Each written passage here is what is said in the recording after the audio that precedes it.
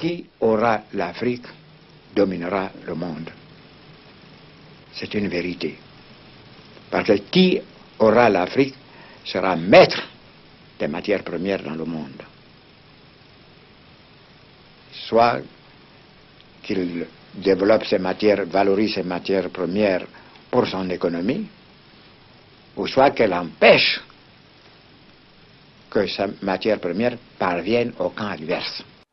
Ce qui signifie clairement, et même très clairement, que l'Afrique doit rester à jamais dans le sous-développement ou le quasi-développement afin d'assurer le développement de l'Occident en fournissant presque gratuitement toutes les matières premières dont l'Occident a absolument besoin pour son développement, son progrès, sa puissance, son bonheur.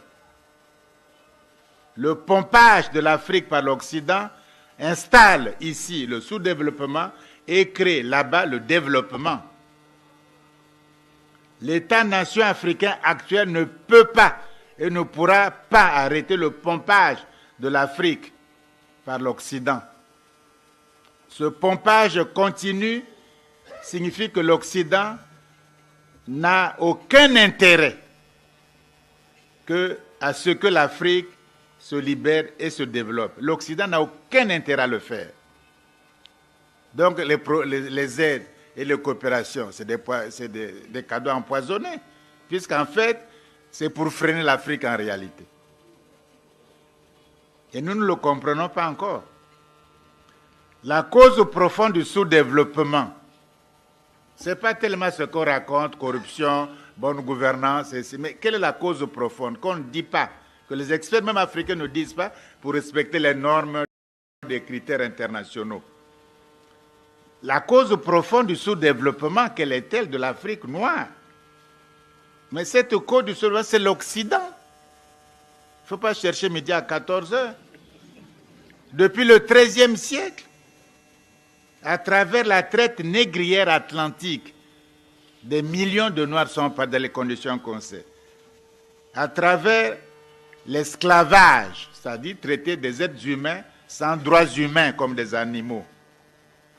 La colonisation, et on payait même les impôts, on vous coupait les bras, si vous n'avez pas payé l'impôt, même mort. La domination, l'apartheid, la néocolonisation, avec des structures inégalitaires et non viables historiquement, comme la France-Afrique. Ce n'est pas viable historiquement. Et eux-mêmes, ils commencent à critiquer ça, et les Africains résistent, ils veulent encore la France-Afrique. Cela fait au total près de 10 siècles nos rapports avec l'Occident. 10 siècles. On a passé par toutes les expériences, de l'esclavage aux aides et aux dettes injustes. Ça suffit 10 siècles, non? On veut encore être abruti, sous-développé pendant 10 siècles encore? Alors, si l'Afrique possède, voilà la question, si l'Afrique possède la maîtrise de ses ressources minières, de ses forêts, de ses hydrocarbures, de ses eaux maritimes, de ses terres arables, alors l'Occident s'affaiblit inéluctablement. Donc, il faut, pour le salut de l'Occident et la domination des damnés de la terre, comme disait Frantz Fanon, il faut que l'Afrique noire soit toujours asservie, infantilisée, et on commence par le manque de respect des chefs d'État africains, infantiliser l'Afrique, la néocoloniser et du coup la sous-développer. On a intérêt à le faire par tous les moyens.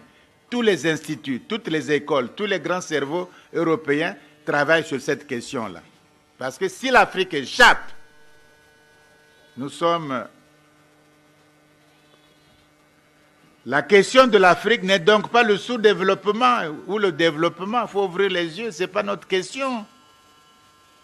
La question de l'Afrique, on s'est trompé pendant des années dans nos cours de sciences po et tout, de sciences économiques. On s'est trompé. La question de l'Afrique n'est pas le sous-développement ou le développement. Nous n'avons pas à nous développer, ça se fait automatiquement. L'enfant qui naît ne se pose pas la question de respirer.